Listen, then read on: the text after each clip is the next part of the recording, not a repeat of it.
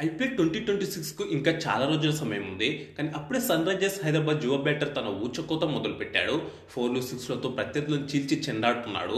కొడితే half century కాదు, century కాదు, ఏకంగా వరుస డబుల్ సెంచరీలతో దుమ్ము లేపుతున్నాడు 22 ఏళ్ల లెఫ్ట్ హ్యాండ్ బ్యాటర్. గత 3 ఇన్నింగ్స్‌లోనే 2 డబుల్ సెంచరీలు బాదాడంటేనే ఆ యువ బ్యాటర్ ఏ స్థాయిలో విజృంభిస్తున్నాడో అర్థం చేసుకోవచ్చు. గత 8 ఇన్నింగ్స్‌లో అయితే ఏకంగా 3 డబుల్ సెంచరీలు బాదేశాడు. ఇది చూసిన సన్‌రైజర్స్ హైదరాబాద్ ఓనర్ కావ్య మారన్ ఎగిరి గంతేసింది. ఇటీవల ముగిసిన ఐపీఎల్ 2026 రిటెన్షన్ జాబితాలో సన్‌రైజర్స్ హైదరాబాద్ జట్టు మొత్తం 15 మంది ఆటగాళ్లను రిటెన్ చేసుకుంది. 8 మందిని వదిలేసింది. వేలంలో సన్‌రైజర్స్ ఇంకా 10 మంది ఆటగాళ్లను కొనుగోలు చేసేందుకు అవకాశం ఉంది.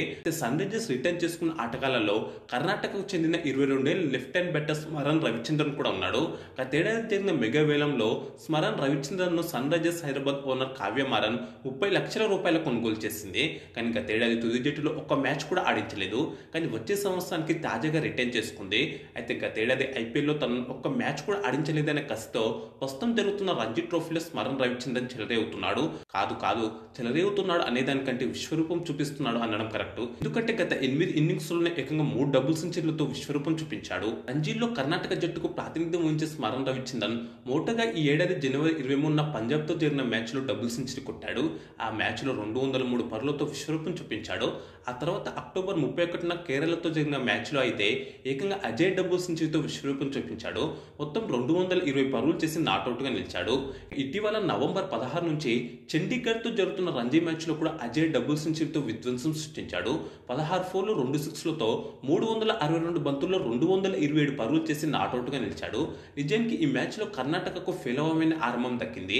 13 పరులకే ఓపెనర్ల వికెట్లు కోల్పోయింది. 24 పరులకు 3 వికెట్లు కోల్పోయిన దశలో క్రీజులోకి వచ్చాడు స్మరన్ రవిచంద్రన్. కష్టాల్లో ఉన్న జట్టును ఆదుకున్నాడు. కరుణ్ నాయర్తో కలిసి 4 వికెట్కు 119 పరుల సెంచరీ భాగస్వామ్యం నెలకొల్పాడు. 95 పరుల వద్ద కరుణ్ నాయర్ అవుట్ అయినప్పటికీ ఆ తర్వాత శ్రేయస్ గోపాల్తో కలిసి 6 వికెట్కు 141 పరుల భారీ భాగస్వామ్యం నెలకొల్పాడు. విద్యాధర్ పటేల్తో కలిసి 7 వికెట్కు 76 పరుగుల భాగస్వామ్యాన్ని నెలకొల్పాడు. మొత్తంగా 8 వికెట్ల నష్టానికి 547 పరుగుల వద్ద ఉండగా తొలి ఇన్నింగ్స్ను కర్ణాటక స్కోర్ డిక్లేర్ చేసింది. 62 స్ట్రైక్ రేట్తో 227 పరుగులు చేసిన స్మరన్ రవిచంద్రన్ నాట్అవుట్గా నిలిచాడు. రవిచంద్రన్ తాజా ప్రదర్శనను చూసిన సన్‌రైజర్స్ హైదరాబాద్ ఓనర్ కావ్య మారన్ సంతోషంతో ఎగిరి గంతేసి ఉంటుందని అభిమానులు అంటున్నారు.